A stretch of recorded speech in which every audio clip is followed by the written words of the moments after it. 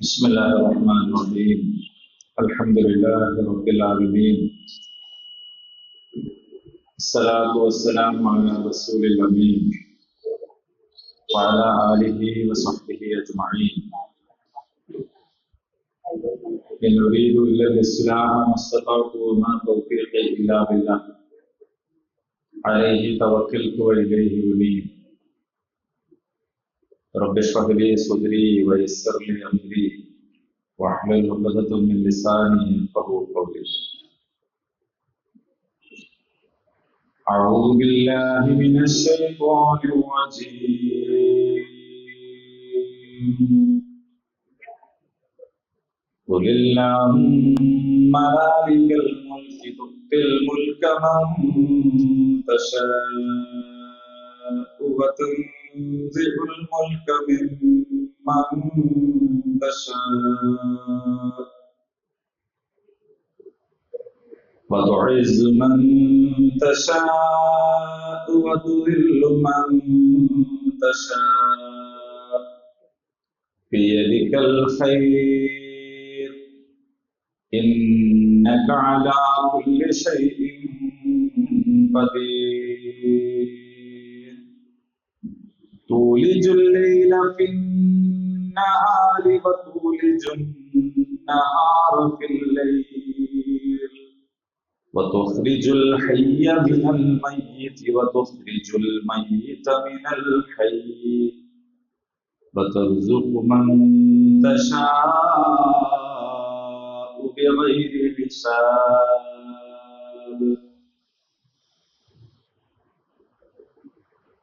ആല ഇമ്രാൻ 25 ആയത്തുകൾ പഠിച്ച ആളുകളാണ് എൻ്റെ മുമ്പിൽ ഇരിക്കുന്നത്. അവസാനത്തെ നമ്മൾ പഠിച്ച ആയത്ത്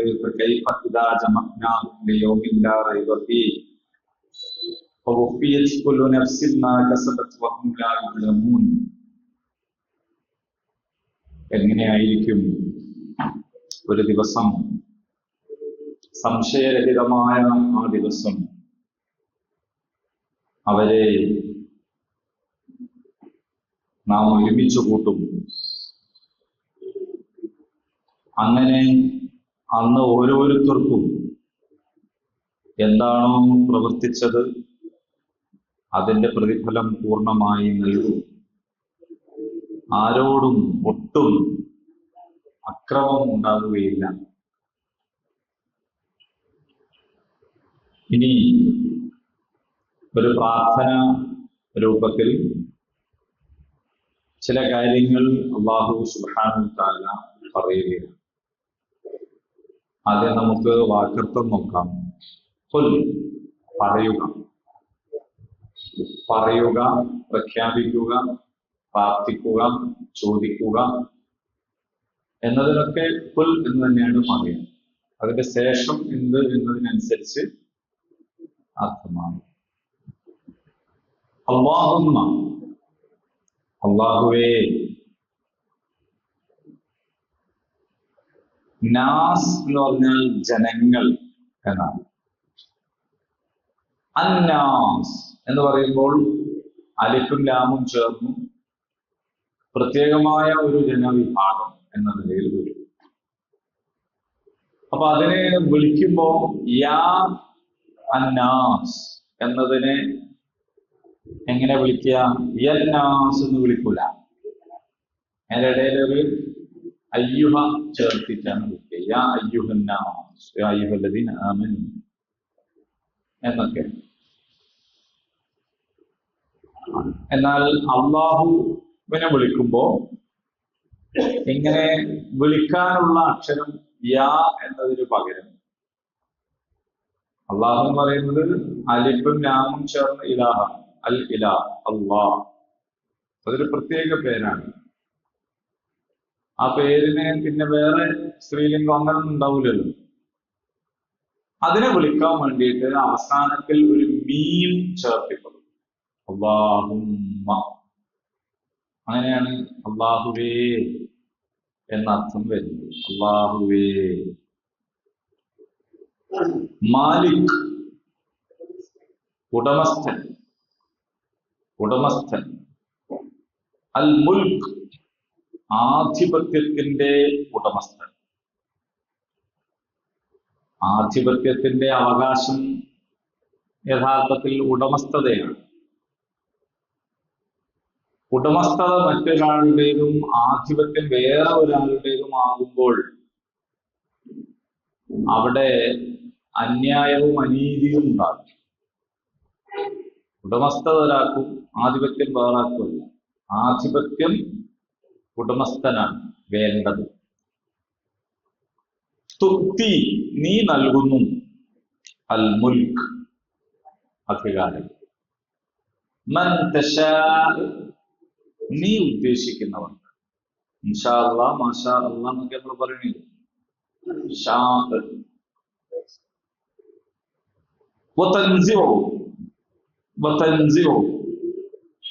നീ നീക്കിക്കളയുന്നു. അൽ മുൽക്ക്, അധികാരം. മിമ്മൻ തശാ, നീ ഉദ്ദേശിക്കുന്നവരിൽ നിന്നും. നീ ഇസ്സത്തുള്ളവനാണ്. അല്ല, നീ ഇസ്സത്തുള്ളവനാക്കും. തുഇസ്സു, നീ ഇസ്സത്തുള്ളവനാക്കുന്നു. മൻ തശാ, നീ ഉദ്ദേശിക്കുന്നവരെ. വതുദില്ലു, നീ ഇസ്സത്തിന്റെ നേരെ വിപരീതം, നിന്ദ്യത. നീ നിന്ദ്യരാക്കുന്നു. മൻ തശാ, നീ ഉദ്ദേശിക്കുന്നവരെ. ബിയദിക്, നിന്റെ കയ്യിലാണ്. അൽ ഖൈർ, നല്ലതു, സൗഭാഗ്യം, നന്മ, മെച്ചപ്പെട്ടത്. ഇന്നക, നിശ്ചയമായും നീ. അലാ കുല്ലി ശൈഇൻ ഖദീർ, എല്ലാ കാര്യത്തിനും കഴിവുള്ളവനാകുന്നു.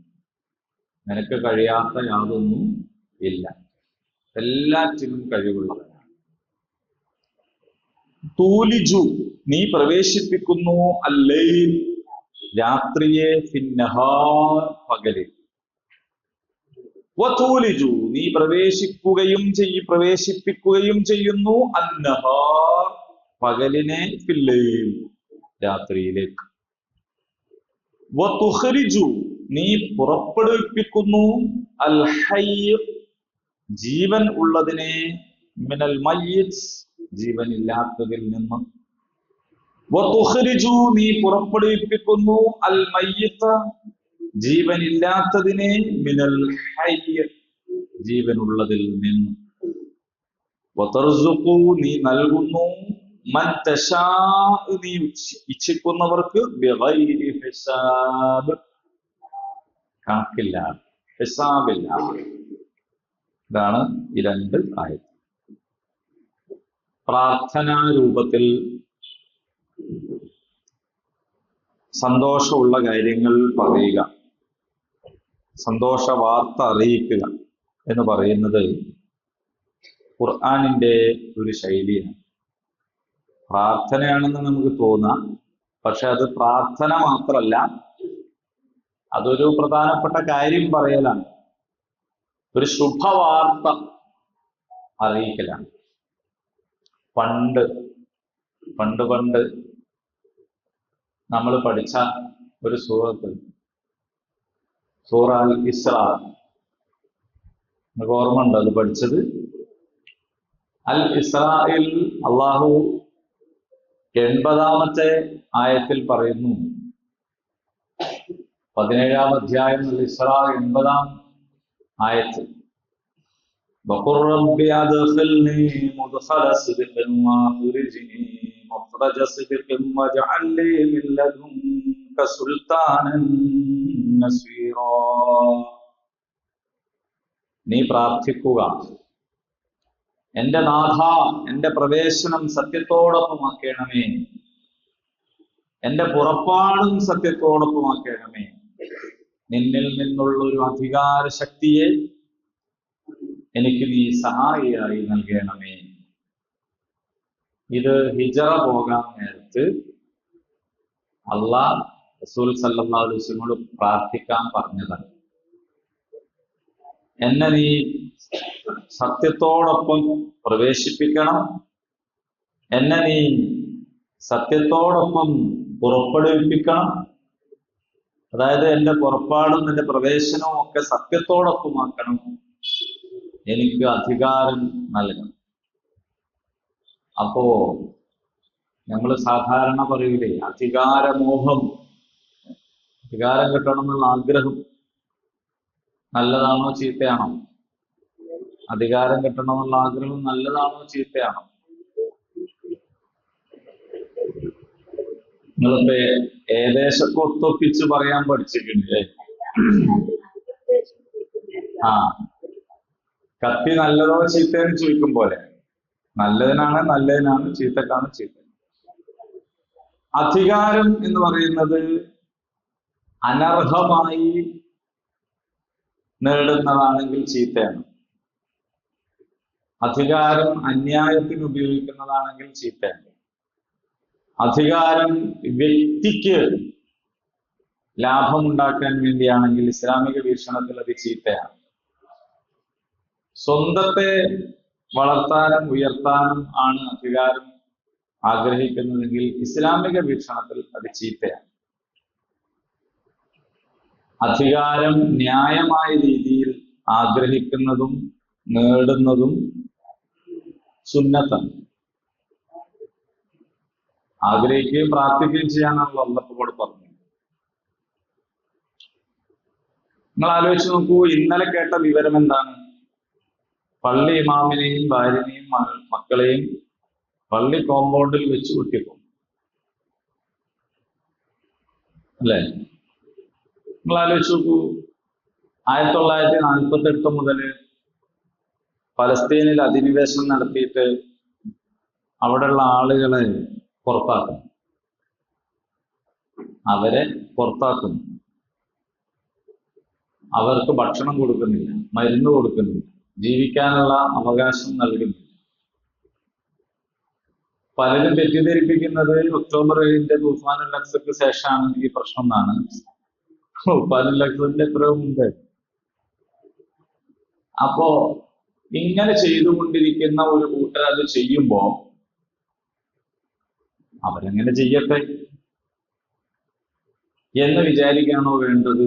ആ ചെയ്യുന്നവരിൽ നിന്ന് നാടിനെ മോചിപ്പിച്ച് ന്യായമായും നീതിപൂർവകവും സമാധാനപരമായും ഈ നാടിനെ കൊണ്ടുപോകുന്നവർക്ക് ആ നാടിന്റെ അധികാരം കിട്ടണം എന്ന് ആഗ്രഹിക്കുകയാണോ വേണ്ടത്?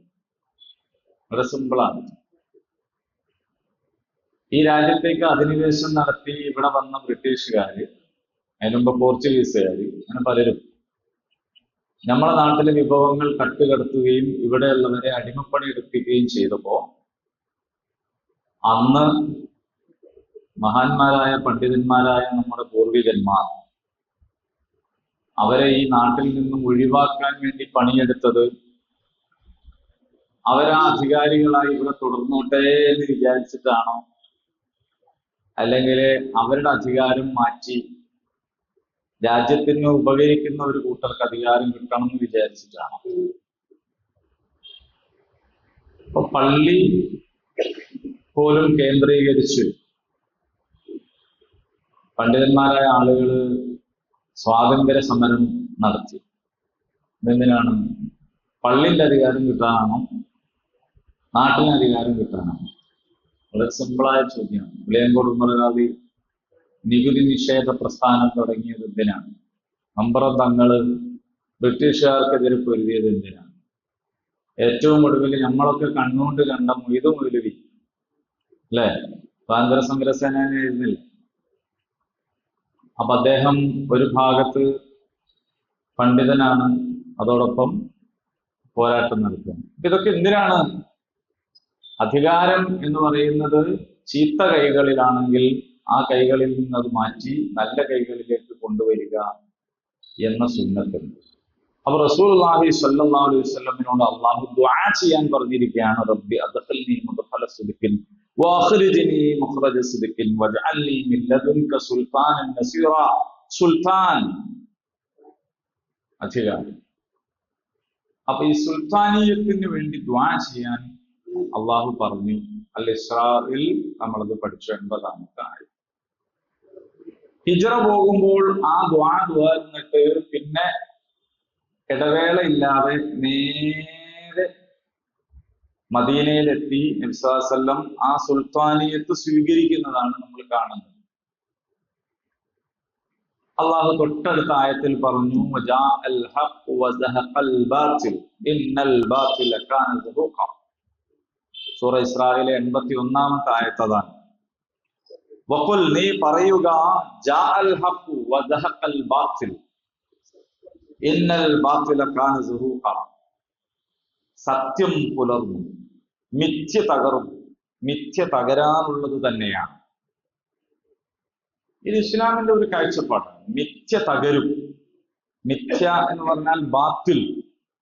ഹക്ക് എന്ന് പറയുന്നത് ആരാണോ ഉടമസ്ഥൻ ആ ഉടമസ്ഥന് അധികാരം കിട്ടുന്നതാണ് ഹക്ക് എന്ന് പറയുന്നത്.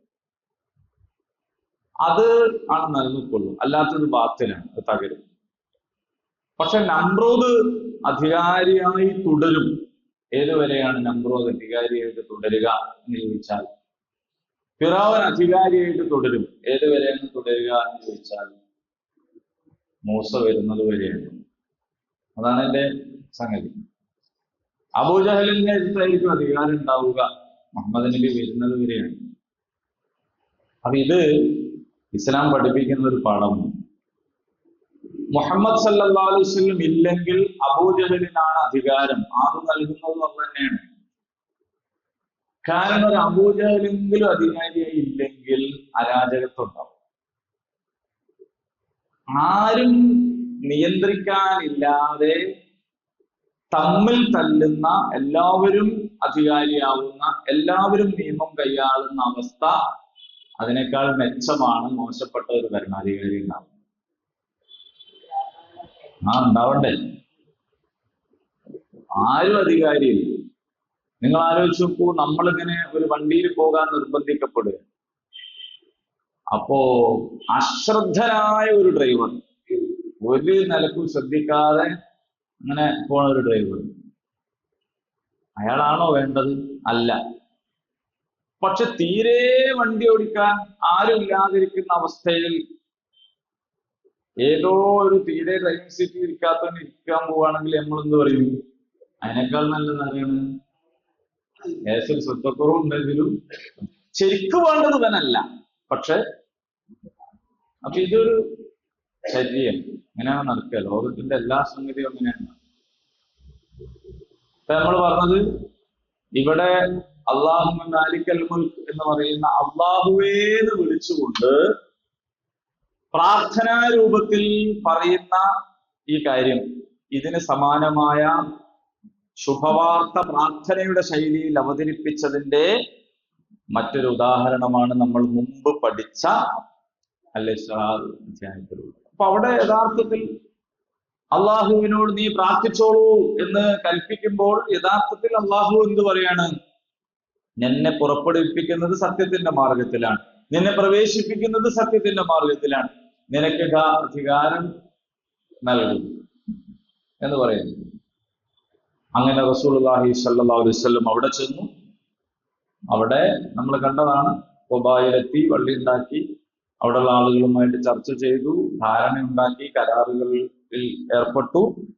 അങ്ങനെ മദീനയില് നബി സല്ലല്ലാഹു അലൈഹി വസല്ലം മദീനയുടെ സുൽത്താനായി മാറി. ഇനി ഈ ഒരു ആയത്തുകളുടെ ഒരു പശ്ചാത്തലം, അതിനെക്കുറിച്ച് തഫ്സീറുകളിൽ നമുക്ക് വ്യത്യസ്ത കാര്യങ്ങൾ കാണാൻ പറ്റും.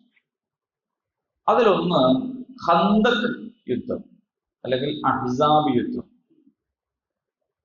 എല്ലാവരും കൂടി ഒന്നിച്ചു വന്നതുകൊണ്ടാണ് അഹ്സാബ് എന്ന് പറയുന്നത്. ഹിസ്ബ് എന്ന് പറഞ്ഞ ഒരു സംഘം, അതിന്റെ ജംആണ് അഹ്സാബ് എന്ന് പറഞ്ഞാൽ സംഘങ്ങൾ. ഒരു വലിയ മുന്നണിയായിട്ട് എല്ലാവരും കൂടി വരികയാണ്.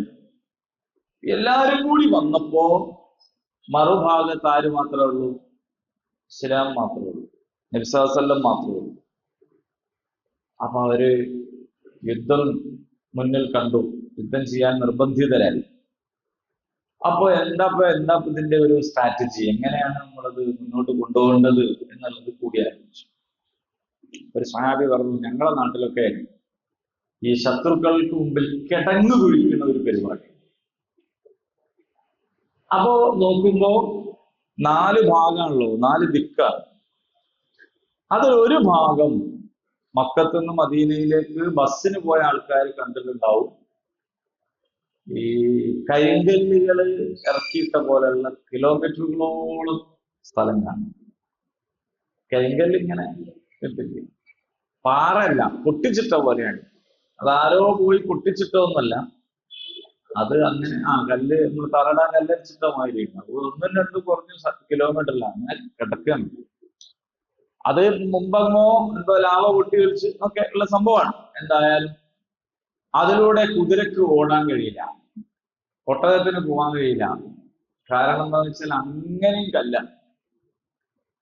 ഒരു ഭാഗത്ത് അതാണ്, മറ്റൊരു ഭാഗത്ത് ഇടതൂർന്ന ഈത്തപ്പനകളാണ്. 2 ഭാഗം കവർ ചെയ്തല്ലോ. ഒരു ഭാഗത്ത് മുസ്ലിം സൈന്യമാണ്, 3 ഭാഗമായല്ലോ. ഇനി ഒരു ഭാഗം ബാക്കി, അവിടെ കിടങ്ങു വയ്ക്കാൻ തീരുമാനിച്ചു. കിടങ്ങിന്റെ വലുപ്പം അതിന്റെ മീറ്റർ കണക്കൊക്കെ പറയുന്നുണ്ട്. മീറ്റർ ഒന്നും ഓർമ്മയിൽ ഉണ്ടാവില്ല. ഒരു കുതിരക്ക് ചാടി കിടക്കാൻ കഴിയാത്തത്ര വീതി വേണം, അഥവാ ഒരു കുതിരക്ക് ഇറങ്ങിയാൽ കയറാൻ കഴിയാത്തത്ര ആഴവും വേണം. ഇങ്ങനെയാണ് തീരുമാനം.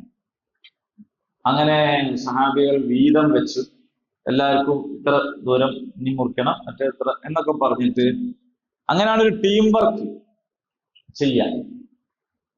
പിന്നെ ഈ ശ്രമദാനം എന്ന് പറഞ്ഞിട്ട് പലപ്പോഴും പണി മുന്നോട്ട് നീങ്ങാത്തത് ഇങ്ങനെ ടീമാക്കി തിരിക്കാത്തത് കൊണ്ടാണ്. വിശ്വാസം പഠിപ്പിച്ചു തന്നിട്ടുണ്ട്, അത് ടീമാക്കി തിരിക്കാം. അങ്ങനെ ടീമായിട്ട് തിരിച്ചാൽ വേഗം പണിയാണ്. മുമ്പ് കുറ്റിപ്പുറത്ത് ഒരു പൈപ്പ് ലൈൻ ഇടാൻ വേണ്ടിയിട്ട് കുഴി കിടങ്ങ് കയറും, ഒരു ശ്രമദാനായിട്ട്. എനിക്ക് പോയത് ഓർമ്മയുണ്ട്. അപ്പോ ഞങ്ങളൊരു വലിയ ടീമായിട്ട് പോയി, 200 ആള്, വലിയ ദൂരമുണ്ട്. അപ്പൊ അവിടെ ശ്രമദാനത്തിന് എത്തി നമുക്ക് നാട്ടുകാർക്കൊക്കെ ഭയങ്കര പുച്ഛം. ഇത് എത്രയോ ആൾക്കാർ ശ്രമദാനം നടത്തിയതാണ്, കൂലി മാത്രം വന്നിട്ടില്ല. അങ്ങനെ എല്ലാവരും നമ്മളടുത്ത് വിട്ടു. പക്ഷെ അതേ സമയത്ത് നമ്മളത് മൊത്തം അളവെടുത്തു, അതിനെ ഉള്ള ആളുകൾക്ക് വിഭജിച്ചു. എന്നിട്ട് ഓരോരുത്തരോടും ഇന്ന സ്ഥലം മുതൽ ഇന്ന സ്ഥലം മുതൽ ചോക്ക് കൊണ്ട് മാർക്ക് ചെയ്തു. കൊത്താൻ ഒരാളെയും കോരാൻ 2 ആളെയും വെച്ചു. ഇങ്ങനെ വർക്ക് വിഭജിച്ച് ഒന്നിച്ച് സ്റ്റാർട്ട് ചെയ്തപ്പോ വേഗം പണി നീങ്ങാൻ തുടങ്ങി. പണി നീങ്ങുന്നു കണ്ടപ്പോ നാട്ടുകാരെല്ലാവരും ഓരോരുത്തരെ കുടാളുമായിട്ട് കൈക്കോട്ടായിട്ട് പണി. അങ്ങനെ എല്ലാവരും സഹകരിച്ചു പണി. ഇത് ഹന്തക്കിൽ നിന്നും കിട്ടിയതാണ്. കിടങ്ങ് കയറാൻ എന്ത് ചെയ്യണം, ഇങ്ങനെ ഭാഗം വെച്ചു. കിടങ്ങ് കയറാൻ മാത്രമല്ല, എല്ലാ വർക്കും അങ്ങനെയാണ് ചെയ്യും. അങ്ങനെ പണി മുന്നോട്ട് നീങ്ങിയപ്പോ ഒരു സ്ഥലത്ത് കുഴിച്ചിട്ട് വലിയ പാറ, കുറച്ച് താന്നിട്ടുണ്ട്, എന്നിട്ടാണ് പാറ. എന്ത് കളിച്ചിട്ടും അത് വെട്ടാൻ കഴിയുന്നില്ല. അപ്പൊ നബി സല്ലല്ലാഹു അലൈഹി വസല്ലമിന്റെ അടുത്ത് ചെന്നിട്ട് പറഞ്ഞു, ഇവിടെ ഇങ്ങനെ പാറ ഉണ്ട്, കാരണം അത് വെട്ടിയിട്ടില്ലെങ്കിൽ എടുത്ത പണി വെറുതാവും, കാരണം ശത്രുക്കളുടെ കുതിരകൾ അതിലൂടെ ഒന്ന് വരും. അപ്പൊ നബി സല്ലല്ലാഹു അലൈഹി വസല്ലം എന്ത് ചെയ്തു? ഇങ്ങനെ പാറ പൊടിഞ്ഞു. ഇങ്ങനെയാണോ? അങ്ങനെ പൊടിക്കണ പരിപാടിയാണ് നമുക്ക് പരിചയം. അല്ലെങ്കിൽ മുടി വരച്ചിട്ട് കൊടുത്താൽ ആളെ കൊണ്ടുപോയിട്ടാൽ മതി, പൊടിഞ്ഞോ, ഇങ്ങനെയാണോ? നബി സല്ലല്ലാഹു അലൈഹി വസല്ലം പിക്കാസ് പാറ പൊട്ടിക്കാൻ തോന്നും, അതിന്റെ ആയുധം വേണം. അതിന്റെ ആയുധവും എടുത്ത് ആ കുഴിച്ചോടത്തോളമുള്ള കിടങ്ങിലേക്ക് ചാടിയിട്ട് തക്ബീറും ചൊല്ലി ഒരു വെട്ടിയപ്പോ അനങ്ങാണ്ട് നിന്ന പാറ ഇളകി. ഒന്ന് റസൂലുള്ളാഹി സ്വല്ലല്ലാഹു അലൈഹി വസല്ലം എന്ന് പറഞ്ഞാൽ നമ്മൾ മനസ്സിലാക്കണം, ആ ഉള്ളയിലും വളരെ ദുർബലനായ ഒരാളല്ല. അമ്പിയാക്കളൊന്നും അങ്ങനല്ല. മൂസാ നബിയെ പറ്റിയിട്ട് ആ പെൺകുട്ടികൾ എന്താ പറഞ്ഞത്? കവിയുൻ അമീൻ, ശക്തനും വിശ്വസ്തനുമാണ്. അവിടെയാണല്ലോ ഒന്ന് കൊടുത്തപ്പോ മറ്റാൾ.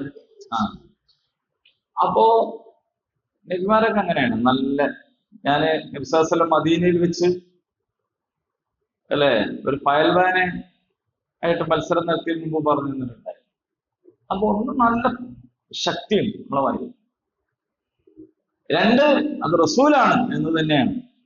അപ്പൊ അതിൻ്റെതായ മുജീസത്തും സംഗതിയൊക്കെ അതുണ്ട്. എന്തായാലും പൊട്ടിയതല്ല പ്രശ്നം. പൊട്ടിയപ്പോൾ ഉടനെ റസൂൽ തിരുമേനി സല്ലല്ലാഹു അലൈഹി വസല്ലം പറഞ്ഞു, അല്ലാഹു അക്ബർ, തക്ബീർ മുഴക്കിയിട്ട് പറഞ്ഞു, ഷാമിലെ കോട്ട തകർക്കപ്പെട്ടു, അത് തുറക്കപ്പെട്ടു എന്ന് പറഞ്ഞു. ഷാം എന്ന് പറയുന്നത് സിറിയ, അവിടുത്തെ കോട്ട തുറക്കപ്പെട്ടു. ഈ പാറ പൊട്ടി എന്നല്ല പറഞ്ഞത്. രണ്ടാമത് വീണ്ടും കുത്തി. വീണ്ടും കുത്തിയപ്പോൾ പറഞ്ഞു, അല്ലാഹു അക്ബർ, ഫുതിഹത് ഖുസൂറുൽ ഹംറാഉ ബിറൂം, റോമിലെ അൽ ഹംറ കൊട്ടാരങ്ങൾ, അതിന്റെ കോട്ടകൾ തുറക്കപ്പെട്ടു. അപ്പോ ഷാമും പറഞ്ഞു, റോമും പറഞ്ഞു.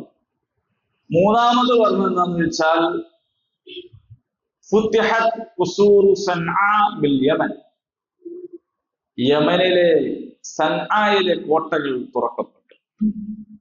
അപ്പോ ഈ എപ്പോഴീ പറയുന്നത് ദാരിദ്ര്യമുള്ള എല്ലാവരും ചുറ്റും വളഞ്ഞ ഒരു സമയത്ത് റസൂൽ സല്ലല്ലാഹു അലൈഹി വസല്ലം ഈ പാറ പൊട്ടിച്ച് കിഴങ്ങുണ്ടാക്കണ എന്തിനാണ്? ഒരു ഇങ്ങോട്ട് വരാതിരിക്കാനാണ്. അങ്ങനെ വേണം അവർ തോൽപ്പിക്കാൻ.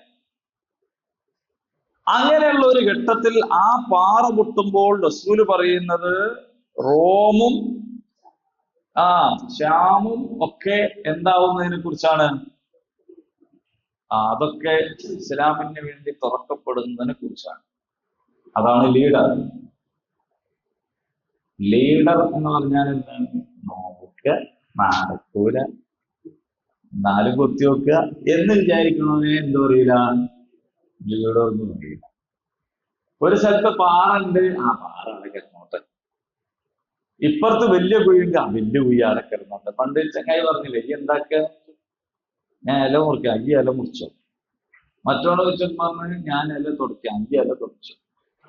ഇതിനെ എന്തോ പറയില്ല, ലീഡർ എന്ന് പറയില്ല. അതേ സമയത്ത് നബി സല്ലല്ലാഹു അലൈഹി വസല്ലം ഇങ്ങനെയുള്ള ഒരു ലീഡറായിരുന്നു. അതുകൊണ്ടാണല്ലോ ഹിജറ പോണ സമയത്ത് നമ്മളെ ഈ ചങ്ങാതിനോട് സുറാഖിനോട് പറഞ്ഞില്ലേ, സുറാഖ എന്ന് പറയുന്നത് ഇവരെ പിടിക്കാൻ വേണ്ടി വന്ന് അവസാനം അപ്പൊ പറയാണ്, ഹിർക്കലിന്റെ കയ്യിലെ വള നിന്റെ കൈക്ക് അണിയിക്കും. എപ്പോ? ഹിർക്കൽ ചക്രവർത്തി നമ്മളെ ട്രംപിന്റെ അടുത്തുള്ളത് എനിക്ക് വാങ്ങിത്തരുന്നൊക്കെ പറയണമായിരുന്നു പറയുന്നത്. അപ്പോ ആരും അത്ഭുതപ്പെട്ടു, ഇതെന്ത് വർത്താനായി പറയുന്നത്, ഇവരെന്നെ മക്കത്തെക്കാൻ കഴിയാണ്ട് മദീനത്തേക്ക് പോവുകയാണ്. അപ്പോഴാണ് പിടിക്കാൻ വന്ന ഒരുത്തന്റെ അടുത്തുനിന്ന് രക്ഷപ്പെട്ടതാണ്. ആ രക്ഷപ്പെട്ടപ്പോ എന്തെങ്കിലുമൊക്കെ സമാധാനാക്കുന്നതിന് പകരം പറയുന്നത്, നിന്റെ കയ്യിൽ ഹിർക്കലിന്റെ വള തരും. അപ്പൊ എന്തൊരു പ്രതീക്ഷയായിരുന്നു നബിക്കുണ്ടായിരുന്നത്. മനസ്സിലായോ? അതാണ് ലീഡർ. അപ്പൊ നബി സല്ലല്ലാഹു അലൈഹി വസല്ലം ഇങ്ങനെ പറഞ്ഞു. ഇത് റസൂലുള്ളാഹി പലതവണ പറഞ്ഞതായിട്ട് നമുക്ക് കാണാൻ കഴിയും. മക്ക വിമോചനത്തിന്റെ ഘട്ടത്തിൽ മക്ക വിമോചിപ്പിക്കപ്പെട്ടപ്പോ നബി പറഞ്ഞത് ഒക്കെ നേടിയെന്നല്ല, ഇനി പേർഷ്യ, റോം, അങ്ങനെയാണ്. അപ്പൊ ഇത് കേട്ടപ്പോൾ മുനാഫിക്കുകളും ജൂതന്മാരും പരിഹസിച്ചു. മുഹമ്മദിന് ഇപ്പൊ ഇതൊന്നും പോരാ, ഇനിയിപ്പൊ പേർഷ്യൊന്നും ആണോ അവര്? മനസ്സിലായില്ലേ? റോമോ കീഴടക്കാൻ പോവാണ് എന്നൊക്കെ പറയില്ലേ. എവിടെ? നിങ്ങൾക്ക് ഞങ്ങളെ തോൽപ്പിക്കാൻ തന്നെ കുഴി വയ്ക്കുകയാണ് പുകള്. എന്നിട്ടിപ്പോ അത് വേണമെന്നപ്പം. പക്ഷെ ഒരു തോറ്റു. അസാബില് അത്ഭുതം, അവര് പരാജയപ്പെട്ടു പോയി കേട്ടോ.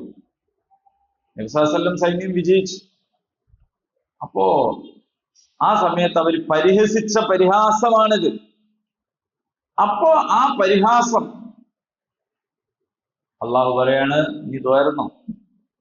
പറഞ്ഞോളൂ. അല്ലാഹുമ്മ മാലിക്കൽ മുൽക്ക്, എന്താണ്? ആധിപത്യത്തിന്റെ ഉടയവനായ അള്ളാഹുവേ. അപ്പൊ അള്ളാഹുവിനാണ് എന്ത്? സകല ആധിപത്യത്തിന്റെയും ഉടമസ്ഥത എന്ന് പറയുന്നു. തുഅ്തിൽ മുൽക മൻ തശാ, നീ ഉദ്ദേശിക്കുന്നവർക്ക് നീ അധികാരം നൽകും. നീ ഉദ്ദേശിക്കുന്നവർക്ക് ഹിദായത്ത് നൽകും എന്ന് പറഞ്ഞല്ലേ, അതിന്റെ അർത്ഥം എന്താ?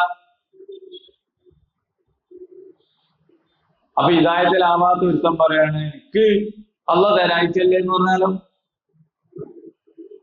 ഹിദായത്ത് കിട്ടണമെങ്കിൽ അവൻ ചെയ്യേണ്ട പണി അവൻ ചെയ്യുമ്പോഴാണ് അള്ളാഹുവിന് ഹിദായത്ത് കൊടുക്കുക. അള്ളാഹുവിന്റെ സുന്നത്ത് അങ്ങനെയാണ്. ഇവിടെ അള്ളാഹു സുബ്ഹാനഹു വതആല നമ്മളോട് അല്ലെങ്കിൽ നബിസ്വല്ലല്ലാഹു ആദ്യം പിന്നെ ഖുർആൻ ഓതുന്ന ഓരോരുത്തരോടും പ്രാർത്ഥിക്കാൻ പറഞ്ഞതാണ് അല്ലാഹുമ്മ മാലിക്കൽ മുൽക്ക്, അള്ളാഹുവേ ആധിപത്യത്തിന്റെ ഉടമയായ അള്ളാഹുവേ, നീ ഉദ്ദേശിക്കുന്നവർക്ക് നീ ആധിപത്യം നൽകുന്നു, നീ ഉദ്ദേശിക്കുന്നവരിൽ നിന്ന് ആധിപത്യം എടുത്തു കളയുന്നു.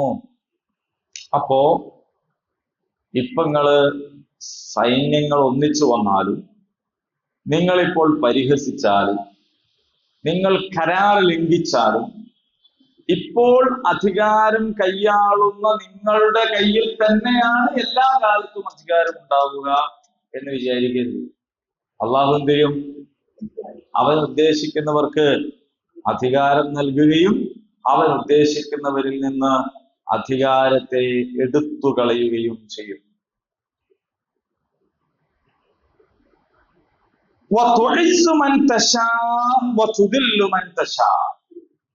അള്ളാഹു ഉദ്ദേശിക്കുന്നവർക്ക് ഇസ്സത്ത് കൊടുക്കും, അള്ളാഹു ഉദ്ദേശിക്കുന്നവരെ നിന്ദ്യരാക്കി മാറ്റുകയും ചെയ്യും. പ്രതാപം, ഇസ്സത്ത് എന്നൊക്കെ പറയുന്നത് വലിയ ശക്തിയുള്ള ആൾക്കാർക്കാണ് ഉണ്ടാവുക എന്നാണല്ലോ നമ്മൾ പൊതുവിൽ കരുതുക. ബദർ, ഉഹുദ്, ഹന്തക്ക് എന്നൊക്കെ പറയുന്ന ആ കാലത്തെ ചരിത്രം മാത്രമല്ലല്ലോ നമ്മളെ മുമ്പിൽ ഇപ്പൊ ഏറ്റവും ലൈവായി നിൽക്കുന്നത് ഫലസ്തീനാണ്. എന്നിട്ട് നിങ്ങൾ നോക്കൂ, അള്ളാഹു ഇസ്സത്ത് നൽകിയ സമൂഹത്തിന്. ഗസ എന്ന് പറഞ്ഞാൽ ഇസ്സ എന്നാണ്, ഇസ്സത്താണ്. ഇപ്പൊ നമ്മൾ പ്രാർത്ഥിക്കും അല്ലാഹുമ്മ അഇസ് അഹ്ലൽ ഗസ, ഗസക്കാർക്ക് നീ ഇസ്സത്ത് നൽകണേ. ശരിക്കും പറഞ്ഞാൽ ഓൽക്ക ഇസ്സത്ത് ഉള്ളത്, ഈ പ്രാർത്ഥിക്കണേ നമ്മക്കല്ല. നമ്മൾ ഓൽക്ക് നൽകണേന്ന് പറയുന്നത് എന്താണെന്ന് വെച്ചാല് ആ ബകേരി അമ്മക്കൂടി കുറച്ച് ഉണ്ടാകട്ടെ എന്ന് വിചാരിച്ചിട്ടാണ്. അവർക്കാണ് ഇസ്സത്ത്. അവര് കൊല്ലാൻ വിചാരിച്ച് മിസൈൽ അയച്ച് കൊല്ലപ്പെടാതെ രക്ഷപ്പെട്ട മനുഷ്യന്റെ മുമ്പിൽ ഓല് ഇരിക്കുകയാണ് ചർച്ചക്ക്, അല്ലെ? ഒരാഴ്ച കൊണ്ട് മൊത്തത്തിൽ തുടച്ചു നീക്കി മെഡിറ്ററേനിയൻ സീ, നമ്മളന്ന് കണ്ടില്ലേ, മധ്യധരണ്യാഴി. അപ്പൊ അവിടെ ഇവരെങ്ങനെ നീക്കിയിട്ട് അവരെ തള്ളിക്കളയാന്ന് വിചാരിച്ചിട്ടാണ് ഇവർ തുടങ്ങിയത്. 2 കൊല്ലം അത്രയേറെ ശുഹദാക്കൾ അവിടെ ഉണ്ടായി. ശുഹദാക്കൾ ഉണ്ടാവല് ഒരു ഒരു നഷ്ടോ ഒരു സംഗതി ഒന്നുമില്ല. ശുഹദാക്കൾ ഉണ്ടാവുക ഷഹാദത്ത് തോൽക്കുന്നവർക്ക് അള്ളാഹു കൊടുക്കുന്ന ഒരു ഗിഫ്റ്റാണ്. അപ്പൊ ശുഹദാക്കൾ ഉണ്ടായി. അതേ സമയത്തോ ഈ 2 കൊല്ലം കഴിഞ്ഞിട്ടും അവരെ നീക്കിക്കളയാൻ സാധിച്ചില്ല. രണ്ടാമത്തെ കാര്യം, ഇവര് പറഞ്ഞത് ഞങ്ങളുടെ അടുത്തുനിന്ന് പിടിച്ചു വെച്ച ബന്ദികളൊക്കെ നിങ്ങൾ ഔദാര്യൊന്നും വേണ്ട, ഞങ്ങൾ മോചിപ്പിക്കുന്ന. എവിടാണ് ഇവരെ പാർപ്പിച്ചതെന്ന് തന്നെ ഇപ്പോഴും കണ്ടെത്താൻ കഴിഞ്ഞില്ല. ഇനി നാളെ ഈ ബന്ദികളെ കൈമാറുമ്പോ ഓലെ എവിടുന്നാ കൊണ്ടുവരുന്നതെന്നും ഇവർക്ക് ചെയ്യൂല. ഓലെങ്ങനെ കൊണ്ടുവന്ന് നമ്മൾ കാണുക ആകെ എന്താണ്, ഇവർ പോണതാണ്. പോകുമ്പോ ഇവർക്ക് സലാം പറഞ്ഞ് പ്രാർത്ഥിച്ചിട്ടേക്ക് ഓല് പോവുക. കാരണം അത്രയും നിങ്ങളെ നമ്മൾ നോക്കിയല്ലോ എന്നുള്ളത്. 2 കൊല്ലം ഒരു മനുഷ്യന് തിന്നാനും കുടിക്കാനും കൊടുക്കാണ്ടിരുന്ന അയാൾക്ക് ജീവിക്കാൻ കഴിയുമോ? ഇല്ല. ഇവർക്ക് തിന്നാൻ കുടിക്കാനും ഇല്ലായിട്ട് ഇവര് മരിക്കുകയാണ് പട്ടിണി എടുത്തിട്ട്. ഇവര് പട്ടിണി എടുന്ന് മരിക്കുമ്പോഴും ഇവര് സൂക്ഷിച്ചു വെച്ച വിഭവങ്ങൾ കൊടുത്ത് അവരെ ജീവൻ രക്ഷിച്ചു. 2 കൊല്ലമായിട്ട് അവരെ ആ ഭൂഗർഭ അറക്കുള്ളിൽ പോറ്റുകയാണ് ഇവർ ചെയ്തത്. അപ്പോ ഇതൊക്കെ എന്താണ്? നമുക്ക് ചിലപ്പോ തോന്നാം പണ്ടെന്നോ ഹന്തക്കിൽ എന്തോ ഉണ്ടായി, അല്ലെ? അങ്ങനല്ല, ഇപ്പോഴും നിലനിൽക്കുകയാണ്. അപ്പൊ ഈ കൂട്ടരോട് സംസാരിച്ച് ഇനിപ്പോലെ ലംഘിക്കോ? ലംഘിക്കാം. ഓലെ ചരിത്രം അതാണ്. കരാറൊക്കെ ലംഘിക്കോ? ഓലെ ചരിത്രം. പക്ഷെ അള്ളാഹു ഖുർആനിൽ പറയാണ്, സന്ധിക്ക് അവര് വന്നാൽ നീ അവരോട് സന്ധി ചെയ്യണം, പിന്നെ അവർ ലംഘിച്ചാൽ നിനക്ക് അള്ളാഹ് മതി. അവിടെയാണ്. അപ്പൊ അങ്ങനെ വന്നാല് നമ്മൾ നിന്ന് കൊടുക്കണം. നിന്ന് കൊടുത്ത് പിന്നെ ഒരു വഞ്ചിച്ചാൽ നിനക്ക് അള്ളാഹു മതി. ആ ആയത്തൊക്കെ കഴിഞ്ഞ ആഴ്ച ഇറങ്ങിയ പോലെയാണ് തോന്നുന്നത്. യഥാർത്ഥത്തില് അള്ളാഹു ഉദ്ദേശിക്കുന്നവർക്ക് ഇസ്സത്ത് നൽകും, അള്ളാഹു ഉദ്ദേശിക്കുന്നവർക്ക് ദില്ലത്ത് നൽകും. ആ ദില്ലത്ത് നിന്യത, ലോകത്തിന് മുമ്പാകെ അവർക്ക് നിന്യത നേരിടേണ്ടി വന്നിരിക്കുന്നു. ഇത് വലിയ പ്രതീക്ഷയുടെ, ആശ്വാസത്തിന്റെ ഭയങ്കരമായ വർത്താനാണ് ഖുർആൻ നിങ്ങളോട് പറയുന്നത്. നമുക്ക് ബാധകമായ കാര്യമാണ്. അപ്പൊ എല്ലാം ബുൾഡോസർ രാജ്യം ഉണ്ടെങ്കിലും അതൊന്നും എല്ലാ കാലത്തും നിൽക്കൂല. മൂസ വരുന്നവരെയാണ് ഫിറൗന് ഉണ്ടാവുക. മൂസ എവിടെ എന്നുള്ളതാണ് പ്രശ്നം. അപ്പോൾ അതിനു വേണ്ടി ഇപ്പൊ നമ്മൾ സ്വർഗത്തിന് വേണ്ടി പ്രാർത്ഥിക്കുന്നു. പ്രാർത്ഥിച്ചാൽ സ്വർഗം കിട്ടും. പ്രാർത്ഥനകൾ ഒന്നും ഇസ്ലാമിന്റെ വീക്ഷണത്തിൽ പ്രവർത്തനങ്ങളുടെ അഭാവത്തിലുള്ള ഒരു പ്രാർത്ഥനയില്ല. ഒരു പ്രാർത്ഥന സ്വർഗം കിട്ടാനാണെങ്കിൽ അതിനുള്ള പണിയെടുത്താലാണ് സ്വർഗം കിട്ടുക. പ്രാർത്ഥിച്ചുകൊണ്ട് മാത്രം കിട്ടൂല എന്ന് നമുക്ക് എല്ലാവരും പറയും. നരകത്തുനിന്ന് മോചിപ്പിക്കപ്പെടണമെങ്കിൽ അതിന്റെ പണിയെടുത്തിട്ട് വരും. പരീക്ഷയിൽ ജയിക്കണേ ഒറ്റ വരി വായിച്ചു നോക്കാണ്ട് ഒരാൾ അങ്ങനെ തോന്നാൻ എന്താ? സൂക്കേട് മാറണേ തോക്ക എന്തൊക്കെ ഒന്നും കുടിക്കണ്ടേ? ഒരു കാരണം, ഒരു സബബ് വേണം. അത് ദുനിയാവ് അങ്ങനെയാണ്. അത് ഹോമിയോ വേണോ ഇംഗ്ലീഷ് വേണോ എന്നുള്ളതിനെ കുറിച്ചൊന്നും, അതൊക്കെ ദുനിയാ കാര്യങ്ങളാണ്. നല്ലത് നോക്കിയിട്ട് കഴിച്ചോളും. അക്കിപ്പഞ്ചർ കുത്തി വെച്ചാലും മരിക്കും, കഫ്സിറപ്പ് കഴിച്ചാലും മരിക്കും, നല്ലതൊക്കെ ഉപയോഗിച്ചില്ലെങ്കിൽ. അപ്പൊ ഇത് ഏതെങ്കിലും ഒരു ശാസ്ത്രശാഖന്റെ പ്രശ്നമല്ല. അത് മനുഷ്യന്മാര് ഉപയോഗിക്കുന്നതിന്റെയും ദുരുപയോഗപ്പെടുത്തുന്നതിന്റെ ഒക്കെ കാര്യമാണ്. അള്ളാഹുവേ, നീയാണ് ആധിപത്യം നൽകുന്നത്. അപ്പൊ നിങ്ങൾ നോക്കൂ, ഒരു കാലത്ത് നബിമാരായിരുന്നു രാജാക്കന്മാർ. ദാവൂദ് നബി, സുലൈമാൻ നബി, ഇവരൊക്കെ രാജ്യം ഭരിക്കാൻ. യൂസുഫ് നബി, ഈ യൂസുഫ് നബിന്റെ മാത്രം ചരിത്രം ആലോചിച്ച് നോക്കുമ്പോൾ പൊട്ടക്കിണറ്റിലായിരുന്നു. പൊട്ടക്കിണറ്റില് കിടക്കണ, പൊട്ടക്കിണറ്റ് എന്ന് പറയുന്നതുകൊണ്ട് അർത്ഥം വെള്ളമില്ലാത്ത കിണർ നല്ല കേട്ടോ, അങ്ങനെ പറയുന്നേ ഉള്ളൂ. അത് നല്ല കിണറായിരുന്നു എന്നാണ് പറയുന്നത്. അതുകൊണ്ടാണ് അതിന് വെള്ളം കോരാൻ ആള് വന്നു. പക്ഷെ നമ്മൾ പണ്ട് മുതലേ പൊട്ടക്കിണറ്റെന്ന് പറയും. അതുകൊണ്ടാണ് അതിന് വെള്ളം കോരാൻ ആള് വന്നു. അവിടെ കിടന്ന ഒരാളാണ് പിന്നെ എവിടെ, അവരെ മുമ്പിലാണ് മറ്റൊരു പോയിട്ട് ഭക്ഷണം. അപ്പൊ ആർക്ക് അധികാരം നൽകി എന്നുള്ളത്. അപ്പൊ ഒരു കാലത്ത് ഇസ്രായേൽ സമൂഹത്തിന് അധികാരമുണ്ടായി. പിന്നീട് അവരെന്തായി? അതിൽ നിന്ന് ഒഴിവാക്കും. ലോക ചരിത്രത്തിൽ, മനുഷ്യ ചരിത്രത്തിൽ ഇന്ന് വരെ ഇസ്രായേൽ എന്ന് പറഞ്ഞൊരു രാജ്യം ഉണ്ടായിട്ടില്ല കേട്ടോ. ഒരു കാലത്തും ഉണ്ടായിട്ടില്ല. അതിപ്പോഴാണ് 948 അവരുണ്ടാക്കിയ വ്യാജ പേരാണ്. നമ്മൾക്കുള്ളൊരു പരിമിതി എന്താന്ന് വെച്ചാല്, നമ്മളെ നബിന്റെ പേരാണ് പോലെ ആ ഭീകര രാഷ്ട്രത്തിന് ഇട്ടത് എന്നുള്ളതിനെ കൊണ്ടുള്ളൊരു പ്രശ്നമാണ്. യാക്കൂബ് നബിന്റെ പേരാണുള്ളത് ഇസ്രായേൽ എന്ന് പറഞ്ഞത്. അള്ളാന്റെ അടിമ എന്നാണ് അതിന്റെ അർത്ഥം. അബ്ദുള്ള എന്നാണ് ശരിക്കും പറഞ്ഞ ഇസ്രായേൽ എന്ന് പറഞ്ഞതിന്റെ അർത്ഥം. അതുപോലെ ഈ പൈശാചിക രാജ്യത്തിന് ഇട്ടു എന്നുള്ളതാണ് നമ്മളെ പരിമിതി. അത് നമ്മളെ പരിമിതിയാണോ സാധ്യതയാണോ എന്ന് അറിയില്ല. നമ്മളിപ്പോ മൊമനബിനോട് എത്ര ചീത്ത പറഞ്ഞാൽ ഞങ്ങൾ ഈസാനിമിന് ചീത്ത പറയാൻ പറ്റുമോ? ഈസാനി നമ്മളത് കൂടിയല്ലേ. നമ്മളത് കൂടി അല്ലെങ്കിലും നമ്മൾ ചീത്ത പറഞ്ഞില്ലല്ലോ. ചീത്ത പറയാൻ പാടില്ല, അള്ള പഠിപ്പിച്ചില്ലേ. അപ്പൊ അതാണ്, അത് പരിമിതിയല്ല, നമ്മുടെ ഒരു സാധ്യതയാണ്. അപ്പോൾ മദീനയിൽ ഉണ്ടായിരുന്ന ഔസ് ഖസ്റജ് ഗോത്രങ്ങൾ, അല്ലെങ്കിൽ മദീനയുടെ പ്രാന്തങ്ങളിൽ ഭരണം നടത്തിയിരുന്ന ജൂതഗോത്രങ്ങൾ, ഇത്തരം ആളുകൾ അവരുടെ അധികാരം കയ്യിൽ വെച്ചുകൊണ്ടാണ് നബിസ്വല്ലല്ലാഹു നേരിടാൻ വേണ്ടി വന്നത് പലപ്പോഴും.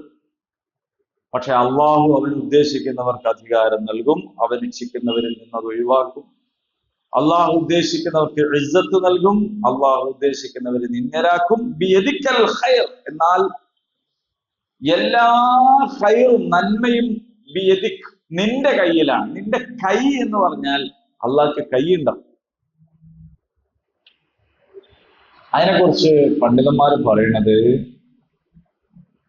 അള്ളാന്റെ കൈ എന്ന് പറഞ്ഞാൽ നമ്മളെ കൈ എന്ന് പറയുന്ന മാതിരിയല്ല. അത് അള്ളാഹുവിന്റെ അധികാരവുമായൊക്കെ ബന്ധപ്പെട്ടതാണ്. ഇനി അങ്ങനെ ആ ബന്ധപ്പെട്ടത് പറയാൻ കാരണമാകുന്ന ഏതെങ്കിലും നിലക്കുള്ളൊരു കൈ ഉണ്ടോ? നമുക്കറിയില്ല. എന്നാൽ അത് എങ്ങനെയാണ് എന്നുള്ള ചോദ്യത്തെ കുറിച്ച് പറയുന്നത് അങ്ങനെ ചോദിക്കൽ വിദ്വത്താണ് എന്ന് പറഞ്ഞാൽ മുൻഗാമികളൊന്നും അങ്ങനെ ചോദിച്ചിട്ടില്ല. സുമ്മസ്തവ അലൽ അർശ്, അർശിന് മേൽ ഇരുന്നു എന്ന് പറയുമ്പോ അള്ളാഹു അങ്ങനെ ഇരിക്കുക, അതായിരുന്നു അങ്ങനെ മനസ്സിലാക്കിയാൽ മതി. എങ്ങനെയെന്നുള്ള നമുക്ക് അറിഞ്ഞൂടാ. കാരണം അള്ളാഹു എന്ന് പറയുന്നത് എങ്ങനെ നമുക്ക് അറിഞ്ഞൂടല്ലോ. അതുകൊണ്ട് ആരോടാ ചോദിക്കണത്? നമ്മളിപ്പോലുള്ള ഒരാളോടാ ചോദിക്കുന്നത്? ഒരു കാര്യമില്ല. പിന്നെ വഹീ കിട്ടുന്ന റസൂലുള്ളാഹി സ്വല്ലല്ലാഹു അലൈഹി വസല്ലമയോട് പോലും ആരും ചോദിച്ചിട്ടില്ല. അപ്പൊ ആ ചോദ്യം ബിദ്അത്താണ്, എന്ന് പറഞ്ഞാൽ പുതിയതായി ഉണ്ടായതാണ്, ചോദിക്കേണ്ടത്. നമ്മളെ സംബന്ധിച്ച് നമ്മൾ മുഅ്മിനീങ്ങളാണ്, ബിൽ ഗൈബ്, അദൃശ്യത്തിൽ വിശ്വസിക്കുന്നവരാണ്. അപ്പൊ നമുക്കിപ്പോ അള്ളാഹുവിന്റെ കൈ എങ്ങനെയാന്നുള്ളത് അത് കൈയുണ്ടെന്ന് മനസ്സിലാക്കി മതി. ബിയദിക്കൽ ഖൈർ, ആ കൈ നമ്മുടെ കൈ പോലെ ഒടിയുന്ന, വേദനയാകുന്ന, ചുളിയുന്ന ഒന്നും കൈയല്ല അർത്ഥം. അപ്പൊ അത് എങ്ങനെയെന്ന് നമുക്കറിയില്ല. പക്ഷേ അള്ളാഹുവിങ്കലാണ് എല്ലാ ഖൈറും, അതിൽ തർക്കമില്ല. അപ്പൊ എല്ലാ നന്മകളും നിന്റെ കയ്യിലാണ്. ഇന്നക അലാ കുല്ലി ശൈഇൻ ഖദീർ, നീ എല്ലാ കാര്യത്തിനും കഴിവുള്ളവനാണ്. മനസ്സിലായോ? അപ്പൊ നമ്മക്ക് ഉള്ളതുപോലെ ഒരു സാധനം ഉണ്ടാക്കി അതിന്റെ മുകളിൽ വേറെ ഉണ്ടാക്കി അങ്ങനെയൊന്നുമില്ല അള്ളാഹ്ക്ക്. എല്ലാ ഭൗതിക ന്യായങ്ങൾക്കും അപ്പുറം ആളുകളെ വിജയിപ്പിക്കാനും പരാജയപ്പെടുത്താനും പ്രതാപം നൽകാനും നിന്ദരാക്കാനും ഒക്കെ ആർക്ക് കഴിയും? അള്ളാഹു. നിങ്ങൾ ബേജാറാണ്, പ്രശ്നെ നമ്മളിങ്ങനെ ആയിപ്പോയല്ലോ, നമ്മക്കിനി എന്താ രക്ഷ, നിങ്ങൾ ബേജാറ് വേണ്ട കാര്യം. അത് അള്ളാഹു. പക്ഷെ അതിനുള്ള ഒരു യോഗ്യതയും അർഹതയും നേടാതെ സ്വേച്ഛാധിപതികളെ മാറ്റില്ല. അങ്ങനെ മാറ്റിയാൽ പിന്നെ ആരുമില്ലാത്ത അവസ്ഥ ആവും. അപ്പൊ പിന്നെ രാജ്യത്ത് എന്താ സംഭവിക്കുക? ഭയങ്കരമായ അരാജകത്വവും പ്രശ്നങ്ങളും സംഭവിക്കും. അപ്പൊ നമ്മളെ രാജ്യം നല്ലതിലേക്ക് കൊണ്ടെടുക്കാൻ പറ്റിയ ആൾക്കാർ ഉയർന്നു വരുന്നത് വരെ ഇവര് തുടരും. അങ്ങനെ ഉയർന്നു വന്നാൽ ആ വന്ന തൊട്ടടുത്ത നിമിഷം ഈ രാജ്യം രക്ഷപ്പെടുകയും ചെയ്യും. അപ്പൊ അത് ഉയർന്നു വരിക എന്ന് പറയുന്നത് വളരെ പ്രധാനപ്പെട്ട ഒരു കാര്യമാണ്. അത് ഉയർന്നു വരാൻ വേണ്ടിയുള്ള പ്രാർത്ഥനയും പ്രവർത്തനവുമാണ് രാജ്യത്തോട് സ്നേഹവും കൂറുമുള്ള ആളുകൾ നടത്തേണ്ടത്. പല ആളുകളും ചെയ്യുന്ന എന്താന്ന് വെച്ചാൽ സ്വേച്ഛാധിപതികളാണ് ഭരിക്കുന്നത് എന്ന് വരുമ്പോ വേഗം അവരുടെ ഓരം പറ്റി നിൽക്കാനാണ് ശ്രമിക്കുക. ഇവരാണല്ലോ ഇപ്പൊ അവരുടെ കൂടെ നിൽക്കട്ടെ എന്ന് വിചാരിക്കും. അങ്ങനെ ഫിറോന്റെ കൂടെ നിന്നവരുണ്ടായിരുന്നു. ഇസ്രായേൽ സമൂഹത്തിൽ നിന്നും ഫിറോന്റെ കൂടെ നിന്നവരുണ്ടായിരുന്നു. എന്നാൽ ഫിറഔനിന്റെ ഭാര്യ തന്നെ തിരിച്ചിപ്പുറത്ത് നിന്ന ആളാണ്. അതൊക്കെ ഒരു തൗഫീഖാണ് അല്ലെ? ഇസ്സത്ത് ആർക്കാണ് കിട്ടുക? ദില്ലത്ത് ആർക്കാണ് കിട്ടുക? ഇസ്രായേൽ പീഡിപ്പിക്കപ്പെടുന്ന, മർദ്ദിക്കപ്പെടുന്ന ഇസ്രായേൽ സമൂഹത്തിൽ നിന്ന് ഫിറഔന്റെ കൂടെ നിന്നവൻ, ഫിറഔന്റെ വീട്ടിൽ നിന്ന് നേരെ തിരിച്ച് ഇസ്രായേലിന്റെ കൂടെ നിന്നവൻ. എന്നാണ് ചരിത്രം. അതൊക്കെ ഉണ്ടാവും. ഇപ്പൊ തന്നെ നിങ്ങൾ നോക്കൂ, ആരാണ്, എവിടുന്നാണ് ഈ പ്ലോട്ടില്ല വന്നത്? എവിടുന്നാണ് വന്നത്? അവർക്ക് വെള്ളവും അരിയും അല്ലെങ്കിൽ ഭക്ഷണവും മരുന്നും ഒക്കെ ആയിട്ട് എത്ര 40 രാജ്യത്ത് നിന്നിട്ട് ആള് വന്നു. ആ 40 രാജ്യത്തിന്റെ ആ വന്ന ആൾക്കാരുടെ ജാതിയും മതവും നാടുകളും ആലോചിച്ച് നോക്കും. എവിടുന്നാ ഇത് വരുന്നത്? അബൂ ത്വാലിബുമാരാണല്ലോ ഈ വന്നതൊക്കെ. സ്വന്തം നിലക്ക് അവർ വിശ്വസിച്ചിട്ടില്ല. അവരെ ഇപ്പുറത്ത് അതിനേക്കാളും വലിയ ആൾക്കാരൊക്കെ ഉണ്ട്. 1, 2 കപ്പലല്ല, ഒരുപാട് കപ്പലായിട്ട് വരാൻ പറ്റുന്നവരുണ്ട്. വന്നാൽ തടയാൻ മറ്റുള്ളവർക്ക് സാധിക്കാത്ത ജാതി കൊണ്ടുവരാൻ പറ്റുന്നവരുണ്ട്. ഓലൊന്നും വേണ്ടി വന്നത് എവിടുന്നാണ്? വേറെ സ്ഥലത്ത്. അപ്പോ അതാ പറഞ്ഞത്, ഫിറഔനിന്റെ കൊട്ടാരത്തിൽ നിന്നാണ് ആസിയ ബീവി വന്നത് അല്ലെ? അങ്ങനെ വന്നു. അവർക്കറിയാൻ മരിക്കും അല്ലെ ഞങ്ങളെ കൊല്ലും, എന്നിട്ടും അവർ വന്നു. എന്നിട്ട് ഓല അറസ്റ്റ് ചെയ്തിട്ട് അതിൽ നിന്നും ഇസ്ലാം സ്വീകരിക്കുക. ആലോചിച്ചു. ആ അറസ്റ്റ് ചെയ്യപ്പെടുമ്പോ എന്നാലെങ്കിലും ഇനിയിപ്പോ രക്ഷല്ല, പിടിക്കപ്പെട്ടു, എന്നാ പിന്നെ സോറി ഇട്ടോ, നമ്മൾ ഇനി ഒരിക്കലും ചെയ്യൂല എന്ന് പറഞ്ഞതിന് പകരം ആ പിടിക്കപ്പെട്ടവർ ഇസ്ലാം സ്വീകരിക്കുന്ന കാഴ്ചയാണ് നമ്മൾ കാണുന്നത്. ഒരു പക്ഷേ ലോകത്തിന്റെ മൊത്തം നിയന്ത്രണവും അധികാരവും ഒക്കെ എല്ലാം യൂറോപ്പിന്റെ കയ്യിലേക്ക് എത്തിക്കൂടായൊന്നുമില്ല. അങ്ങനെ എത്തിയിട്ട് ആ കൈ അങ്ങ് ശുദ്ധായാ പോരെ? അതിന് സന്മാർഗം കിട്ടാൻ അതോടുകൂടിയിട്ട് മാറിയില്ലേ? മൊത്തം ലോകത്തിന്റെ നിയന്ത്രണം ഒരു ദീനില്ലാത്ത കൂട്ടർ കയ്യിലെത്തുക. എന്നിട്ട് പിന്നെ ആ കൂട്ടർ എന്താകുക? അള്ളാഹു ആലം. എന്താണ് പടച്ച തമ്പുരാൻ കണ്ടതെന്നല്ല, റസൂലുള്ളാഹി സ്വല്ലല്ലാഹു അലൈഹി വസല്ലം നമ്മളെ മുത്തുനബി പറഞ്ഞൊരു കാര്യമുണ്ട്. അതെന്താന്ന് ചോദിച്ചാൽ, ഇപ്പോഴുള്ളത് നുബുവത്താണ്, നബി. ഈ നുബുവത്തിന്റെ ശേഷം ഖിലാഫത്ത് ഉണ്ടാകും. മിൻഹാജുൻ നുബുവ, നുബുവത്തിന്റെ മാതൃകയിൽ. അതിനുശേഷം പിന്നെ രാജാക്കന്മാർ വരും. അതിനുശേഷം പിന്നെ സ്വേച്ഛാധിപതികൾ വരും. അപ്പോ നുബുവത്തിന് ശേഷം ഖിലാഫത്ത്, അതിനുശേഷം രാജഭരണം, അതിനുശേഷം സ്വേച്ഛാധിപത്യം. പിന്നെ നമ്മൾ വിചാരിക്കുക അതിനേക്കാൾ മോശമാവുന്നതാണ്. പക്ഷെ പിന്നെ റസൂലുള്ളാഹി പറഞ്ഞത് പിന്നീട് നുബുവത്തിന്റെ മാതൃകയിലുള്ള ഖിലാഫത്ത് വരും. മിൻഹാജുൻ നുബുവ സുമ്മ സഖത്ത്. പിന്നെ റസൂലൊന്നും മിണ്ടിയില്ല. നബി സല്ലല്ലാഹു അലൈഹി വസല്ലം പറഞ്ഞ കാര്യമാണ് ഞാൻ ഈ പറയുന്നത്. സ്വഹീഹായ ഹദീസാണ്. ആ ചരിത്രം ഇങ്ങനെ പരിശോധിച്ച് നോക്കുമ്പോൾ നബുവത്ത് കഴിഞ്ഞു, ഖിലാഫത്ത് വന്നു. നബുവത്ത് ഇല്ലാത്ത ഖിലാഫത്തായിരുന്നു. കാരണം അബൂബക്കർ സിദ്ദീഖ് നബിയല്ലല്ലോ ഖിലാഫത്ത്. പിന്നീട് അത് രാജഭരണത്തിലേക്ക് പോയി. അതിനുശേഷം പിന്നെ സ്വേച്ഛാധിപതികൾ ലോകം ഭരിക്കുന്ന കാഴ്ചയാണ് നമ്മൾ കാണുന്നത്. അതിലല്ല ലോകം അവസാനിക്കുക എന്നാണ്. അവിടെ നിന്ന് മിൻഹാജുൻ നുബുവ, നുബുവത്തിന്റെ ആ പാതയിലൂടെയുള്ള ഖിലാഫത്ത് വരും. പിന്നെയാണ് ലോകം അവസാനിക്കുക എന്നാണ്. അപ്പൊ ഇത് പിന്നെ നബി സല്ലല്ലാഹു അലൈഹി വസല്ലം പറഞ്ഞ വാക്കായതുകൊണ്ട് നമുക്കതിൽ അവിശ്വാസത്തിന്റെ പ്രശ്നം ഉദിക്കുന്നില്ല. ആര് എന്ത് അതിൽ ആർക്ക് പങ്കുവയ്ക്കാൻ കഴിയും, അതിൽ എത്രത്തോളം നമ്മളുടെ പങ്ക് എന്നതൊക്കെ വേറെ വിഷയം. അത് നമുക്കുള്ള പരീക്ഷണമാണ്. അള്ളാഹു എല്ലാറ്റിനും കഴിവുള്ളവനാണ്. ഇന്നക അലാ കുല്ലി ഷൈഇൻ ഖദീർ. അള്ളാഹു എല്ലാറ്റിനും കഴിവുള്ളവനാണ്. ഇനി ഭൂമിയിലുള്ള ഏതെങ്കിലും അധികാരത്തെ കുറിച്ച് ഇങ്ങനെ പറയുമ്പോൾ നിങ്ങൾക്ക് അത്ഭുതം തോന്നുന്നുവെങ്കിൽ, തൂലിജുൽ ലൈല ഫിൻ നഹാർ, അള്ളാഹു പകലിലേക്ക് രാത്രിയെ പ്രവേശിപ്പിക്കുന്നു. വതൂലിജുൻ നഹാറ ഫിൽ ലൈൽ, അള്ളാഹു രാവിലേക്ക് പകലിനെയും പ്രവേശിപ്പിക്കും. നിങ്ങൾ നോക്കൂ, പകല് രാത്രി ആവുന്നു, രാത്രി പകലാവുന്നു. ഇങ്ങനെ നമ്മളാരെങ്കിലും ചെയ്യാണോ? ഇത് ഇസ്രായേലിൽ ചെയ്യാണോ? അല്ലെങ്കിൽ വേറെ ഏതെങ്കിലും ഭരണാധികാരികൾ കുത്തിരിഞ്ഞ് ചെയ്യാണോ? അല്ലടോ, ലോകം ഭരിക്കുന്ന നിങ്ങൾ വലിയ വമ്പന്മാരും കഴിവുള്ളവരുമായിട്ട് നിങ്ങൾ ആരെങ്കിലും ആണോ ഇതിങ്ങനെ കൺട്രോൾ ചെയ്യുന്നത്? അത് ഖുർആൻ എപ്പോഴും ചോദിക്കുന്ന ചോദ്യമാണ്. ഈ പകലിങ്ങനെ ആയിരിക്കെ പെട്ടെന്ന് ലൈറ്റ് ഓഫ് ആക്കിയ മാതിരി ഇരുട്ടാവുകയാണോ? അങ്ങനെ ആയിരുന്നെങ്കിൽ അവസ്ഥ എന്താ? നമ്മൾ വണ്ടി ഇങ്ങനെ ഓടിച്ചു പോവാ, പെട്ടെന്ന് അങ്ങ് ഇരുട്ടായി പോയാൽ ലൈറ്റ് ഇടേണ്ടി വരില്ല. അപ്പോഴേക്ക് തന്നെ എന്ത് ചെയ്യും? എവിടെങ്കിലും കൊണ്ടുപോയിട്ട് പോകും. പക്ഷെ നട്ടുച്ച കഴിഞ്ഞാൽ പിന്നെന്താണ്? രാവിലേക്ക് ഇങ്ങനെ, രാവിലേക്കല്ല രാവിലേക്ക് ഇങ്ങനെ നീങ്ങുന്നത് കാണാം. പകലോൻ ആരാ? പകലോൻ സൂര്യന്. നമ്മളപ്പുറത്തെ ആളെ പേരല്ല. പകലോൻ മാഞ്ഞു പോകുന്നത് അപ്പൊ അതിങ്ങനെ ഊരി എടുക്കണം വഴിയാണ് അല്ലേ? ഇതേപോലെ തന്നെയാണ് രാവ് പകലാകുന്നത്. പെട്ടെന്ന് അങ്ങ് ലൈറ്റിട്ട മാതിരി വെളിച്ചം വരില്ല. ആകാശത്തൊരു വെള്ള കീറും. എന്നിട്ട് ആര് കീറും? ഇത് ഒന്നിരുന്നാലേ കാണുള്ളൂ. മൊത്തം വെളിച്ചായിട്ട് എണീക്കാത്തവന് എന്ത് വെള്ള കീറല്? അപ്പൊ പകല് ഇങ്ങനെ ഇങ്ങനെ ഇങ്ങനെ ഇങ്ങനെ ആയി വരികയാണ് ചെയ്യും. അതേപോലെ രണ്ടും അങ്ങനെയാണ്.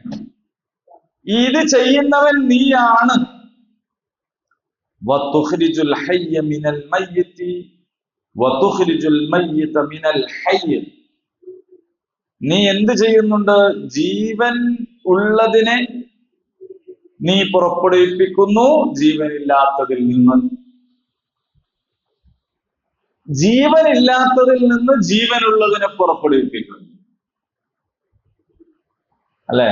ഒരു വിത്ത് ഉണങ്ങി അങ്ങേ തലത്തിയിട്ടുണ്ടാവും, പക്ഷെ അതിൻ്റെ അകത്ത് പിന്നെയും മുളച്ചു വരും. ഭൂമി തന്നെ ഈ മറലിൽ മരിച്ചു കിടക്കണ ഭൂമിയാണെന്ന് തോന്നും. മഴ പെയ്താൽ കൊല്ലും. കോഴിമുട്ടല്ലേ? ഇന്ന് രാവിലെ കോഴിമുട്ട എന്ന് പറയാറുണ്ടോ? നല്ലതാ. ഒരു കോഴിമുട്ട പോയി കണ്ട ബേക്കറി സാധനം തിന്നതിനേക്കാളും നല്ലതാണ്. കൂട്ടത്തിലാവും കൂടി പറയാലോ. എന്ന് പറഞ്ഞാൽ പിന്നെ ഈ പണ്ടത്തെ ആ വിശ്വാസം ഇപ്പൊ ഇല്ല. മഞ്ഞ പറ്റൂല, വെള്ളം അങ്ങനത്തെ ഒന്നും ഇല്ല. ഇപ്പൊ എല്ലാം പറ്റുന്നാണ്. കഴിച്ചോളാനാണ് പറയുന്നത്. മഞ്ഞ കഴിക്കണമെന്നാ പറയുന്നത്. അപ്പൊ മനസ്സിലായി നിങ്ങൾക്ക് ഈ പറയണേന്തൊക്കെ കഥ എന്താണല്ലോ. തലച്ചോറുള്ളവർക്ക് നല്ലതാണ്. അപ്പോ എന്ത് ചെയ്യണം? ഇതൊക്കെ കഴിക്കണം.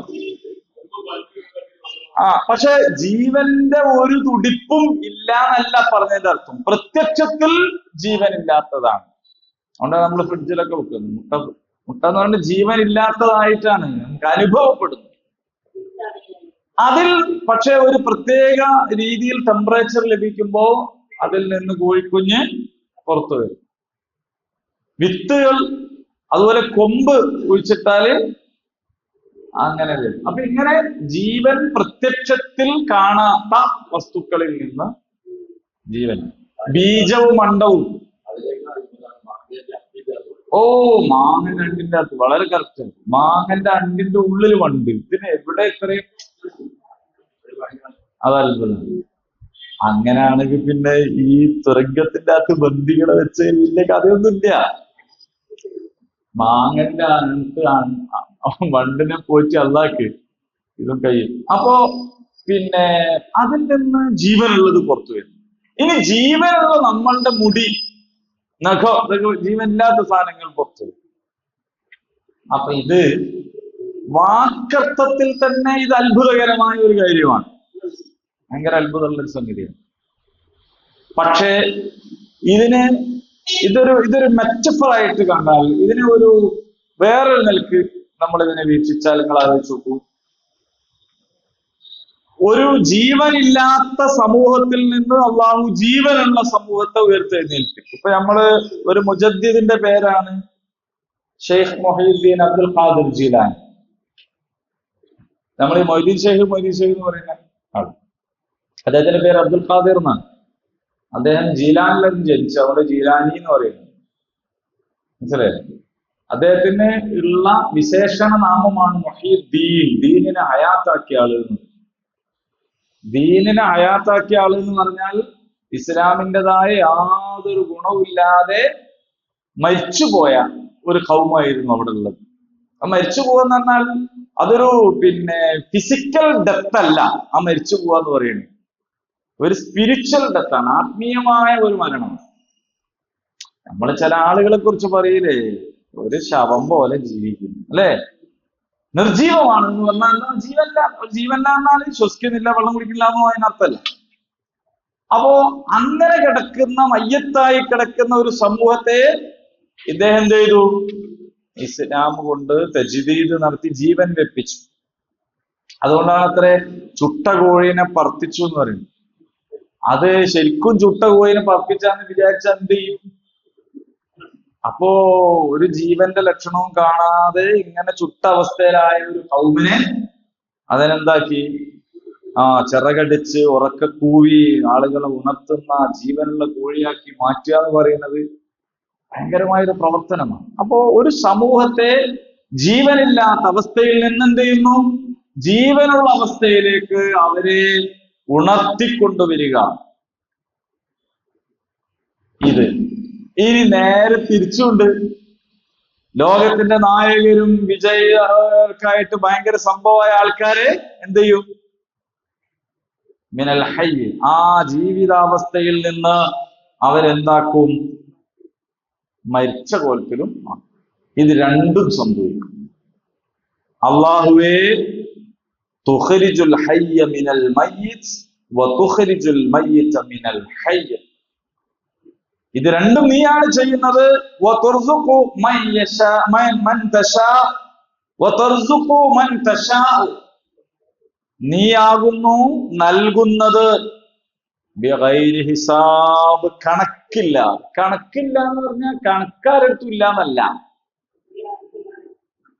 ഓ, ഇപ്രാവശ്യം തേങ്ങ അരച്ചപ്പോ കണക്കില്ലാത്ത തേങ്ങ എന്ന് പറഞ്ഞാൽ അതിന്റെ അർത്ഥം എന്താണ്?